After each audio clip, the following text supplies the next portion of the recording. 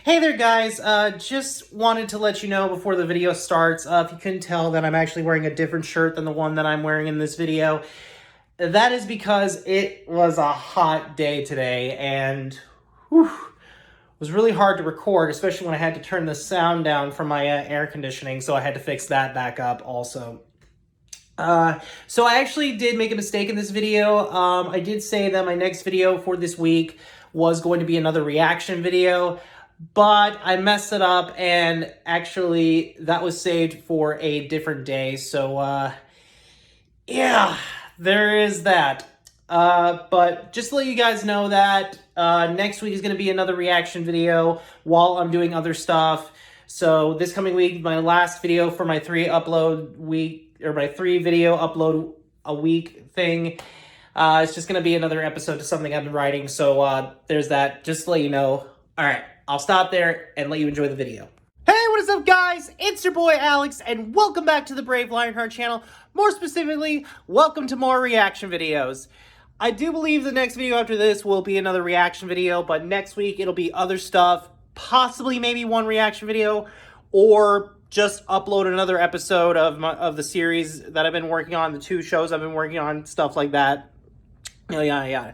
But this week it's just going to be more reaction videos again, and then I got to work on some other stuff, and definitely again get ready for the October season. But anyway, yes, welcome back to another reaction video, and today we got something really interesting for you. So you all remember one of my first few, well, I would say first few reactions I did to get back into the channel was, of course, a reaction to the Rerez channel.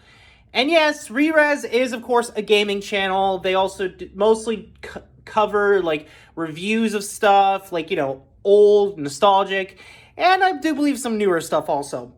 Well, there actually is another series that they have been doing on their channel, and it's a segment completely dedicated to bad video games. And that, of course, it's happily titled Just Bad Games. Actually, before we start with today's video, I want to let you all know that I have actually watched their channel before, and I have checked out their Just Bad Game series. Not a lot of their videos, mind you, just a few of them, and technically this is kind of like a newer one that they did. Not recently this year, I think a couple years back they did this one. Not really sure what year they did it, but I know it was like a couple years back. And this will be an interesting one. So, today's reaction video, we are taking a look at their review on a game called Ninjabread Man.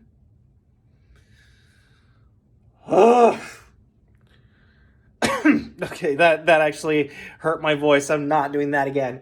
But yeah, I'll actually talk about it once we get into the video. So, let's start the video right now. Okay, so like I said at the beginning of the video, I have watched their Just Bad series. Again, not a lot of their newer ones that they've done, but I definitely will check those out if you guys want me to. Let me know in the comment section if you guys want me to check out the rest of their Just Bad series. And yeah. So the first game they're covering on this video is Ninjabread Man. And oh boy, there's a lot to talk about with that game.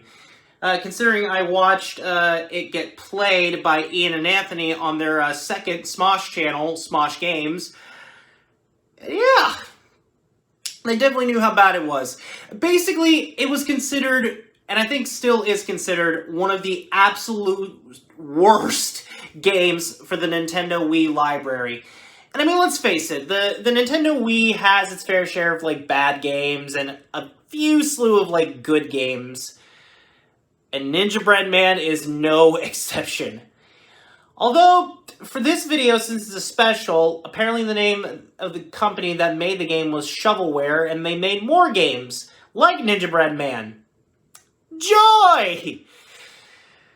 But anyway, let's get this video started. So, without further ado, let's take a look at Just Bad Games' review of Ninjabread Man and other shovelware games. This is just gonna be great. So, starting the video in 3, 2, 1, and let's get going. And I'm pretty sure the other games that they're going to talk about besides Ninjabread Man are either far worse than Ninjabread Man or just as bad as the game. My money's on just as bad as Ninjabread Man. You know, just saying. Alright, so we're just gonna get this video started. And, yeah. Okay, we're just gonna get this started. Oh, if you all want to let me know what you're doing for the month of October, if you guys got plans for that, just let me know. Is a platforming adventure game released in the mid-2000s for the Nintendo Wii. Let's cut to the chase. It's just bad. Yep, right off the bat, it's just bad. Well, does that answer your question, bud? How bad? Scrape the wretched bottom of the Wii shovel. Oh, and nothing good ever comes from the bottom of the barrel of video gaming. Just any ordinary game. This is merely a single layer in a story that's a Russian nesting doll of ineptitude, failure, and bizarre surprises. And it all starts with a company behind the cookie-cutter hero himself. Interesting. Publisher, Data Design Interactive. Otherwise, And I sadly cannot believe this actually was licensed by Nintendo. ZX Spectrum and Commodore 64 computer platforms. Ooh, the Commodore, nice! Before growing and relabeling to Data Design Interactive in the 90s. And just instantly changing their logo name to something else. For several big-name brands like Tonka, Nickelodeon, and Lego. Despite their work often getting mixed critical reception, they produce some memorable titles that have very positive feedback from the gaming community. I see. Heading into the 2000s, owner and president of Data Design Interactive, Stuart Green, wanted to shift the company's product direction, opting to focus on creating budget titles nice. for consumers. And this is where things get interesting. Fast forward to 2005, when developer Metro 3D entered bankruptcy proceedings. Metro 3D. Sold off the company's European division to Stuart Green, who incorporated the unit into DDI under the name Metro 3D Europe. Green set this newly acquired team on his affordable games initiative for the European market. And then things got busy, like very busy. DDI, along with its newly acquired team, released a double-digit blast of budget titles exclusive to Europe in just I see Ninjabread Man in there. And that probably was just the demon son of their, Oh, good lord. That's never good when you see the in-game models on the cover of your game. Just under $20. What could possibly go wrong? Tons. A lot went wrong. When these titles got into the Oh no. Wow. Wait. Barry Hatter? Oh no. It's Phoenix Games all over again. And believe me, that's not a company you want to mess with. I mean, Caddy had his problems with it, but thankfully these guys don't have to cover those games in the near future. Oh, good lord, I hope they don't have to cover those games in the future. That would just drive them way too over the edge. Way over the edge. Oh gosh, just that. Now I'm going to be interested to see what they think of this game particularly. Oh, sorry, did I say Oh, sorry, there's an ad right there. Let me just quickly get rid of that. Oh, did not mean to pause it. There we go. DDI quickly gained a reputation for rapidly releasing shallow, buggy, and repetitious experiences that could be completed in minutes. Now, one would think that a developer being stamped awful, ignoring loud criticisms, and continuing to aggressively release trash I games can tell. the company's quick collapse. But here's the thing, it didn't. In fact, Data Design Interactive would go on to sell multiple millions of units of its titles in the next few years alone. Oh, that can't be And good. why exactly?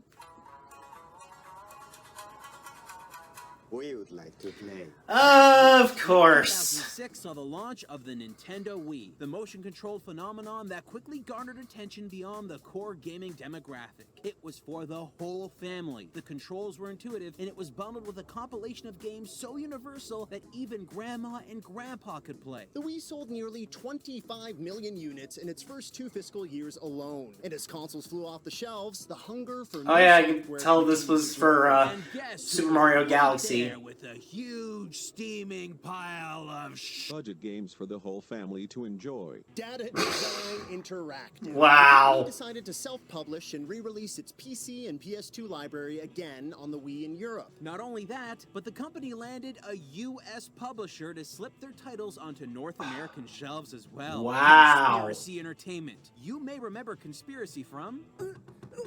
Yeah.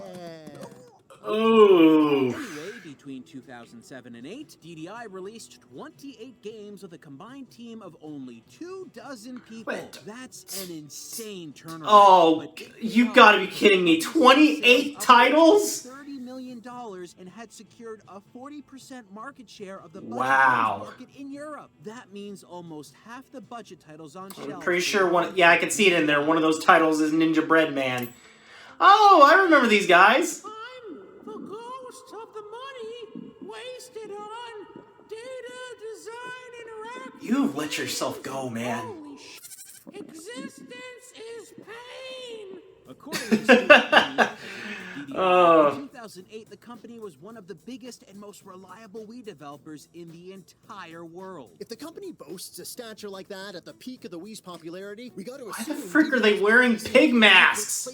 Alright, so apparently we got more on DDI than actually getting to the game. You know, I feel like this is something that they could totally save, like, right after they talk about this game and the other stuff. But then again, we wouldn't really have a review now, would we? Alright, you know what? No wasting any time. Let's just jump right into this and just get it over with. To properly understand it, we have to fight through the tears, power on our Wiimotes, and force down a rancid bite of Ninja Bread right. Man. We start the game and are met with absolutely no music on the intro page. No sound effects. Great way to start off the game! Fanfare. Just a cold back and forth glimpse into the game world. The life of a Ninja Bread Man is without flourish or excess. We are a warrior of cookie. And what's a warrior warrior of without cookie? awesome warrior moves? It's time to get into the game and start our training. At the level select, we have 4 options. Wow, yeah. We're guessing there are 4 3 levels. filled with multiple zones that Joy. we have to go through one at a time. We enter the training dojo, the tutorial of the game. Time to learn what makes this stealthy ninja cookie tick. We got a candy-coated central hub encircled by unlockable biscuit paths that must lead to incredible memories are coming confectionery back ninjutsu already. skills Like jumping with motion controls. and attacking. Yep. Motion controls. Motion With controls! motion controls. You serious? Everything is motion control driven? Yeah, it's basically the core of the game. I hate motion controls. What? Dude, you're not the only one. I hate motion controls too. Considering all the different games that I have played in my life on the Wii that use motion controls. That's what you think, but waggling to attack is incredibly finicky. We consistently had problems doing our melee sword attack. Delayed attacks. Staple of bad games everywhere. Often swipes just once and then stops while you continue to whip the Wiimote back and forth like an idiot. Look, we're struggling to hit these defenseless stationary trains. Oh yeah, and you have to be like really close to be able to hit them. Move. Your success using motion controls to jump is about the same. Shake the left nunchuck to maybe jump, shake more in the air to maybe double jump. Oh, and remember to press forward on the thumbstick of the nunchuck you're wildly jiggling in order to move forward while you leap, because that's easy. The dev Wow. team likely realized how stupid and unresponsive this was because we discovered that jump is also mapped to the Z button. They just don't tell you this in the tutorial. Hey kids, how would you Honestly, why couldn't they have just done that? It's about as well as an 80-year-old on an all-cheese diet. Use the controller as a shake weight, or just push the Z button. Yeah, that one's better. You're a moron!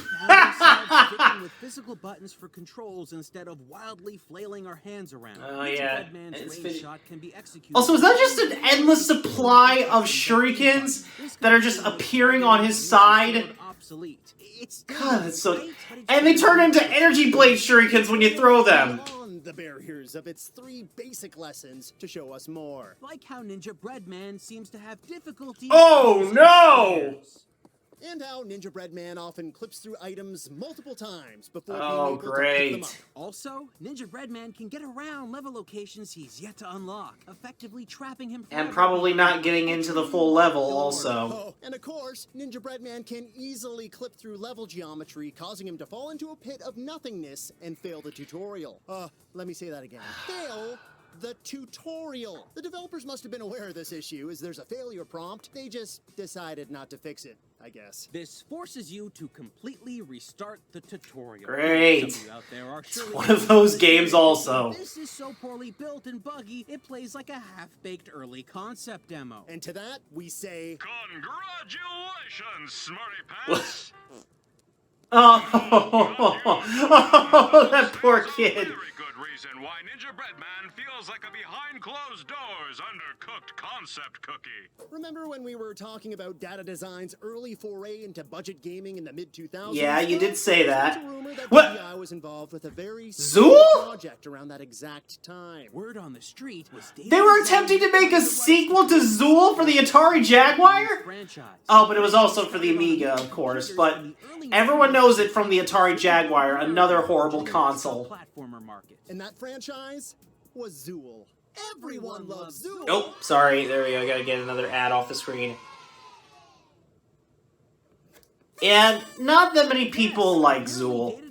I mean, it's not a bad concept for a Sonic the Hedgehog clone. And when the DDI team brought their work to Zool's rights holders, Zoo Digital I saw a candy logo there. enthusiastic with what they saw. In fact, they thought so little of what they were shown that Zoo Digital quickly pulled the Zool franchise from DDI completely, leaving them with a shoddy 3D mascot. Bad news for without hedgehogs. A mascot. Of course, that's all a rumor. But if it were true, what could DDI do with an unfinished and unacceptable game project? Toss it to the side and move on? Work hard to polish what they've made thus I'm gonna far? say it's a no for all these questions. Exciting new characters? No, they made Zool into a cookie. Yeah. They sure did. Oh, and how do we think we know this? Despite gameplay footage of DDI's original Zool build not surfacing, the introductory cutscene of the game has. And here it is. It shows Oh, wow, Zool really? through space Oh, so that's why we saw a ship with a Z on it in the beginning of this video. Is likely a reference to the original Zool's candy-filled level. Oh. In a promotional deal struck Oh, with yay. That's right. Zool Oh, so that's what they're called, Chupa Chups.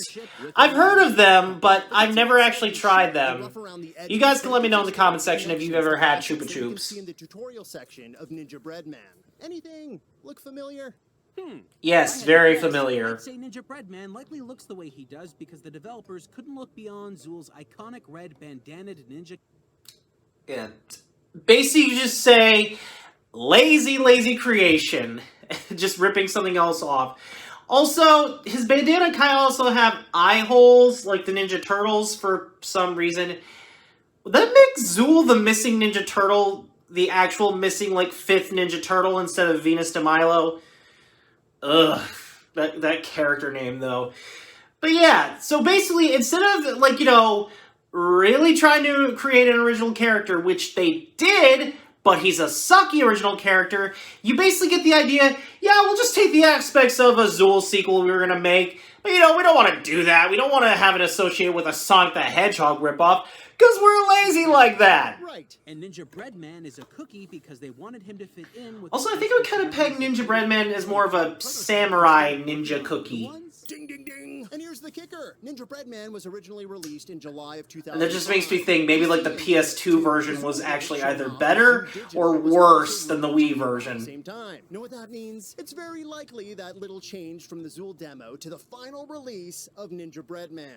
And it shows. Look at this visual glitch in the game. Parts of the level that are Oh, simply good not rendering. lord. Usually in a finished game, this would be corrected so players don't see it, but here, it's proudly on display. Or how about when our cookie-based hero falls into this, I want to say jam or maybe soda, in any other game that presents a liquid-based obstacle? I mean, some jellies and jams can be Liquid, thick. But not here. Ninja But then Breadman again, turns not for a video eyes, game, but so... just sort of lays down on top of the mystery substance. And if you Okay. want proof that this was most likely a tech demo for another game, have a closer look at what happens when you defeat enemies. You'll see little hearts with wings flutter up. Is in that the a air. thing from That's Zool? Directly from Zool. Yep, it is. Enemies, there are bees that look a heck of a lot And like enemies from humans. Zool, too. We've Perfect. taken out a lot of them with our long-range attack in Ninja Breadman, but if you're too close to a bee while locking on, this happens. Your homing shot breaks and spins around before flying off the screen. Really couldn't go back back and fix that? Attack that's completely unreliable, and a ranged attack that's only effective sometimes. What's going on here? What exactly are we trying to accomplish in this game? Is there any kind of plot, backstory, or big bad nemesis? Nope.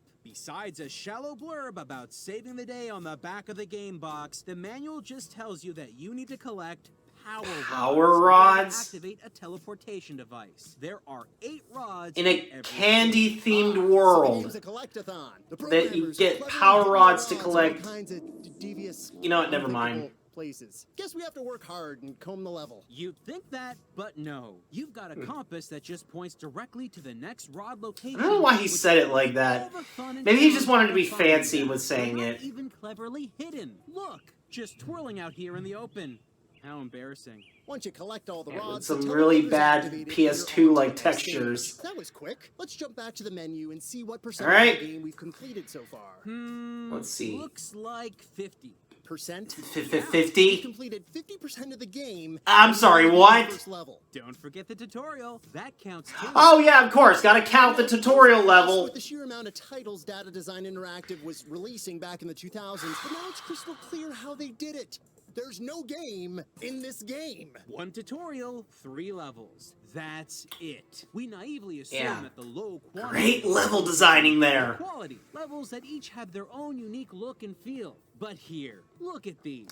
They're all... Oh, it's the exact same level. Have the same Perfect. My least favorite level is the cookie and candy themed one. Yes. Not only are you repeatedly playing in what looks to be the same boring space, completing the same goal of powering a teleporter with rods, but you're always dealing with the same enemies. Dumb as bricks, and either lock on and plow right into you or shoot at you from a short distance. That noise the bees are making is just so irritating. Unless you're a certain distance away, in which case your projectile completely glitches. Okay, so you can't really snipe your enemies from afar. That's perfect. Take out enemies. Successfully crushing the evil cakes and bees in Candyland powers up your attack. Oh, and back to the winged hearts your enemies release when they're taken out, Ninjabread Man implements one of the oddest health and live systems we've ever seen. When you collect a flying heart, it adds 1 more heart to your health meter. When you fill up your health meter completely and get 1 more heart, you get an extra life, and your health meter is reduced to 50%. What? What kind of backwards freaking game mechanic is that? Punished for picking up health. Really though, you won't need to worry about your health or enemy attacks much, as the only real challenge in Ninjabread Man comes from the way... Literally, your biggest problem for this game is the controls and the jumping. Controls or not, you often find yourself missing platforms or pathetically floating. What are you even getting stuck on? Heck, sometimes your jump leads you to getting completely trapped in level geometry. Look at this. Look how much room there is! Here. And if you're not having problems getting around levels or engaging enemies, then you have to deal with the game's awful, awful camera. It's a pain to deal with in open spaces. Luckily, you can press the camera's a problem too! Calibrate it behind your character. But once you get forced near walls or into enclosed areas, good gosh, it's a total freakout. Oh, this game is rough, all right. And when you persevere through this sugar-filled adventure and head into the last teleporter in the final level, what do you get? Tossed right back to the main menu. No final boss, no story wrap-up, not even a single still image of the Ninjabread Man thanking you for flushing your money down to where they... So, basically, there is no point to even play this game, or even attempt to play this game. I mean, that's gonna be like the laziest thing a game company can do. Not program in an ending or a freaking final boss for this game. Good lord. You know, when I think about it, we're clearly almost over with this game, and they said there's 3 more games to cover after this one. And again, I'm pretty sure they're way worse than this.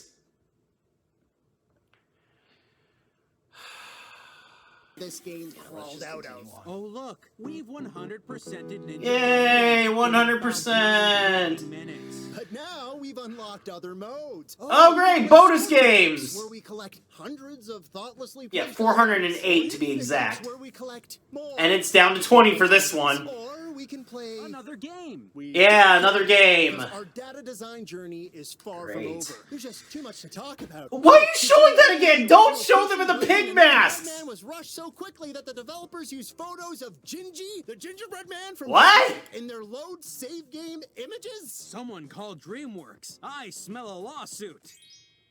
Another lawsuit. As we mentioned Okay, earlier, just there are don't. several layers to this story, like an onion. Let's peel back the gingerbread top layer. All right, let's move on to our next game. According to Data Design Interactive, I can barely see, like, that said Anubis released for the 2. PC and PlayStation 2 within just a few days of Ninjabread Man. Impressive! And that game is Anubis 2. So, your basic next step after a ninja cookie, a samurai ninja cookie, is to make a kid's game based on the god of death and the ancient lord of the underworld, the Egyptian lord of the underworld.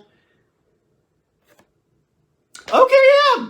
What kid is not going to go crazy over a video game like that? Hey, kids, you have to play as an ancient god of death.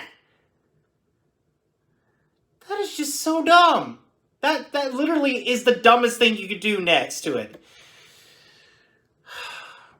I'm gonna give credit on the artwork for Anubis. It's not bad. Anubis? Like ancient Egyptian god of the dead and mummification Anubis?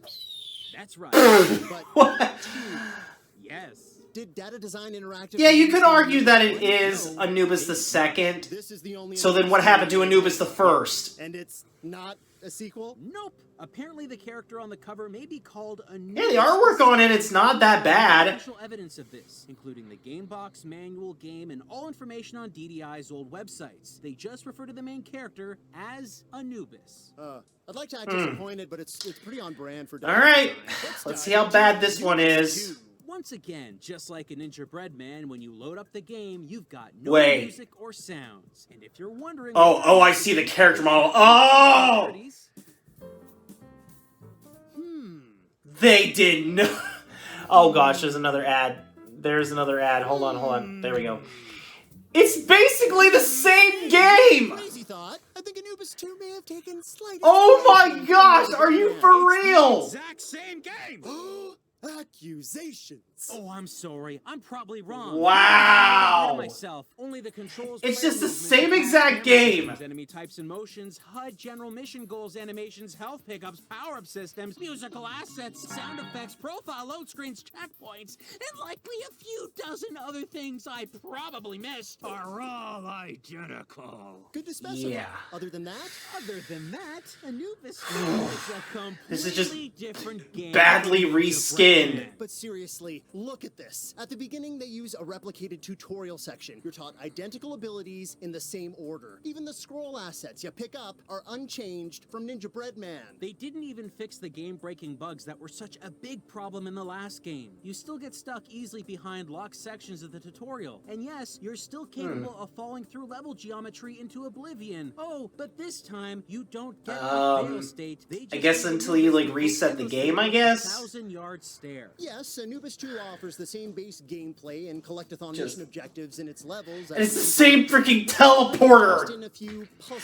Oh yeah, you add puzzles to the game now. Good for you.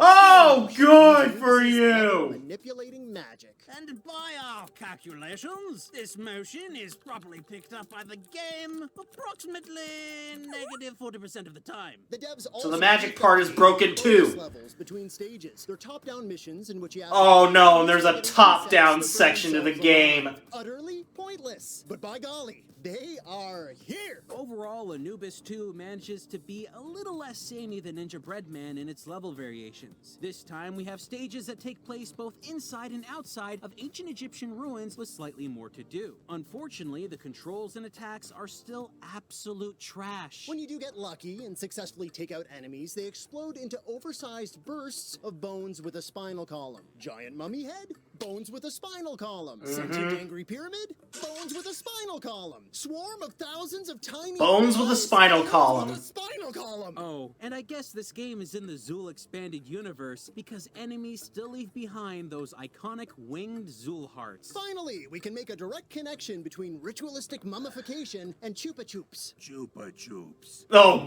gosh. The vital seconds in preparation for the afterlife. But keep your mitts off my troops. Da-da-da. The same issues we had with Ninja Bread Man. Not only does the game still look like a rough demo, but we also had problems with our character easily getting stuck. Well, that makes sense, because look how narrow that is! Despite the game being only 5 levels long, having bonus stages and clocking in at around an hour to beat, it somehow still feels like an unbelievable slog to get through. Anyway, there's one other standout difference between What's this game that? and Ninja Bread Man. In Anubis 2, there's actually a final boss fight. That's A boss right. On battle! the last stage, you have to do battle with a giant mummy named Mumhotep. At first, we were Mumhotep. We fired off a few. Alright, I'll admit, that got a little laugh out of me. Then we noticed these platforms all around the room he was situated in, so we attempted to hop our way up them despite the game's terrible platforming controls. This really wasn't easy. I actually would like that mechanic if the controls didn't look that bad. And then reappearing again much later. Awful controls, plus a terrible camera, plus heat-seeking attacks, plus disappearing platforms equals a completely frustrating gameplay experience. But eventually we made it to the top, where we found a weird sphere. What exactly is An that? Egyptian This is the Easter first egg, time we maybe? Selected one of these. I have no idea. After flailing around and trying random inputs, we lobbed the thing. Turns But out there's it's a bomb? that wasn't present in our favorite ninja cookie game. Anubis 2 has bombs that you use with motion controls. We must have missed that in the tutorial. No, actually we didn't. It wasn't in the tutorial Wow. because the tutorial was the exact same tutorial copied and pasted from Ninja Bread Man, a game without bombs. This is a mess, and so is bomb hurling, which is incredibly inaccurate. Oh, Couple that great. with having to rerun the disappearing platform gauntlet to get more bombs while Mumhotep spews heat. You gotta repeat that process over and over again while the platforms are disappearing. Encounter. When you beat Mumhotep, which we did by the skin of our teeth, he falls. Yay! into the floor. This leads us to a new teleporter and the game's wonderful final message. Congratulations! You have defeated the evil. What? Khufu. What? Who the heck is Khufu? Okay, well, according to this, apparently Khufu was a ancient Egyptian monarch that was the second pharaoh, and yeah. But that just begs the question: why would you call your main villain of this, the boss of this, the only boss in the game, Mumhotep, and at the end just change his name to Khufu? Like, what sense does that make? Yeah, it ruins literally the whole game, and everything about it was already ruined. It had some interesting ideas, but come on! You can't just do that to a main villain of a game. Ancient Egyptian monarch? What? There is literally no other mention of Khufu anywhere else in this game. The last boss was Mumhotep. It's on the back of the game box twice. The freaking manual yeah. has it. Huh. So what was the point of that? Was that a glitch? Mumhotep in the manual, or they misspelt Mumhotep on the box. There it is. Okay. Anubis 2. Possibly Anubis. We got 2 more games though, people. Just 2 more games and then we'll be done with this. Itself, a reskin of a failed pitch demo for an old Amiga series from It's the Inception. Well, Ninja Bread Man and Anubis 2 weren't the only DDI platformers ported to the Wii. Oh, goody goody gumdrops. Please. Wait a minute. Come on. That very same year, Wait a minute. and Toyland made it. I remember seeing a little bit of this game from Game Grumps when Danny and Aaron were playing it. And someone made like a little animated video of it, and that was actually funnier than seeing the actual game. And now I'm thinking, oh good lord, is this game gonna be as same as the rest? As the other 2? Although I'll admit, Trixie does look adorable in that bunny outfit. Every other character on the screen, not so much. They just look bad. Well, let's find out, ladies and gentlemen, if this game is as same as the other 2. DDI franchise no one else has heard of until So they actually made a series off of this. GP?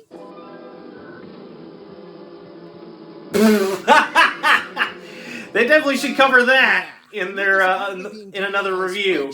Franchise, according to themselves, and with characters previously being involved in different game genres, it'll be interesting to see what they brought to the table in Mythmakers, Trixie and Toyland. Wait No. Yes! No way. They didn't. They did. Those It's exactly the same! maniacs. They reskinned and released 3 practically identical. Yeah, you can tell for that! It's exactly the same!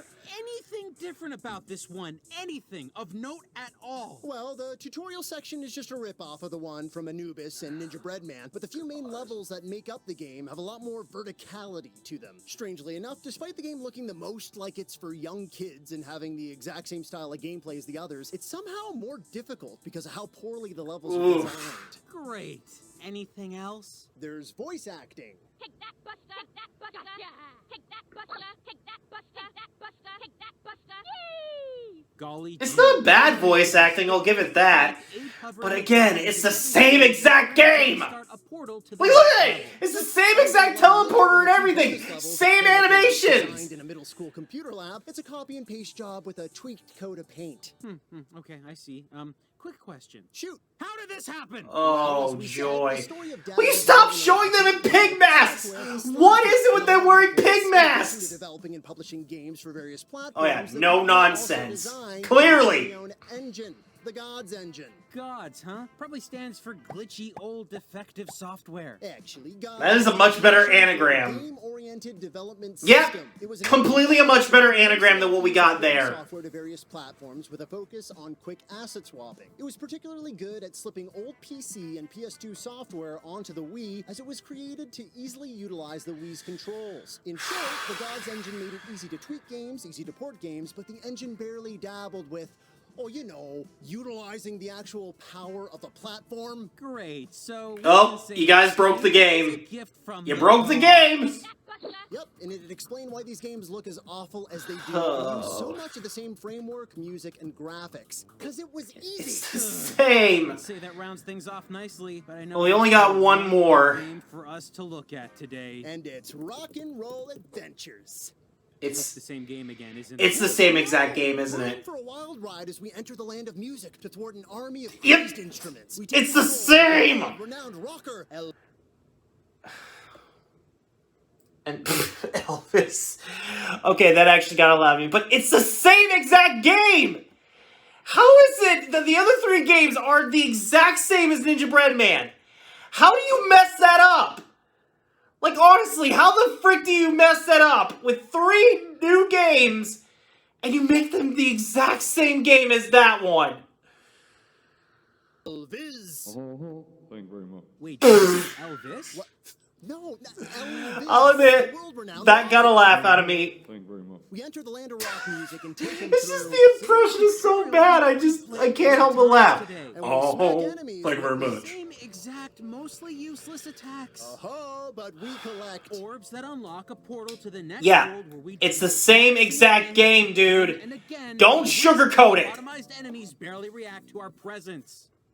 Have you played this before? We both have. How is this any different from any of the other data design interactive games we play? I think that's a Nothing has This changed. game, the last of the 4 DDI platformers released in North America, is the most shallow cash grab of the entire lot. Not only is it a paper-thin attempt at monetizing the likeness of an iconic musician, but it features uninspired level design and corrects none of the Except the camera is now even worse in this game. titles. It features many of the same sounds, glitches, and has next to no bonus content outside of its paltry 3 levels and photocopy tutorial. I wish we could say that each consecutive game we've looked at today at least built off of the ideas of the last, but that's just not the case here. Instead, it seems like the only effort placed into these games was to make the cover artwork look fun or interesting so that someone would accidentally pick them up off the shelf, see the price point, and buy on a whim. And just because a game goes for $20, that doesn't mean that it must be dribbled out retread garbage like this. Just look at the Earth Defense Force series. It rocketed to And that ended up being a really popular franchise. value title and has since had several successful sequels. The lack of care placed into these titles is outrageous. The Wii library was labeled as a shovelware minefield a few years after its release by many gamers, and you're staring at 4 very compelling reasons why. It doesn't even feel like 4 separate experiences. It's like one horrible title's world map chunked off into smaller, shoddy games. Here, you've got your candy-themed world, your desert pseudo-Egyptian world, your oversized toy world, and your music land. Glue them all together, and you know what? It it still doesn't feel like a worthwhile release, even with budget pricing. From rumored revitalized Zool franchise demo to bargain bin gerbil cage room divider, Data Design Interactive's cash grab 3D platformer line. It's Just bad. Well, there you go, guys. That was my reaction to Just Bad Games review of Ninja Bread Man and the other shovelware games, or DDI, basically.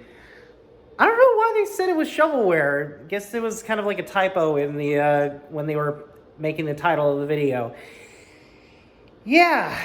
How is it that you go from one bad game to basically making 3 other games, but exactly the same? Like, how the frick does that work?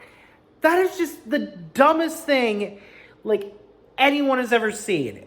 And believe me, I was already having too much of a bad time sitting through one bad game, let alone 3 other ones that are exactly the same. But yeah, that's basically their series. They take a look at bad games and, you know, review them. And basically always end off with saying, it's just bad. But yeah, like I said, if you guys want me to continue reacting to the rerez Just Bad series, let me know in the comment section down below, and I will do my best to get to that.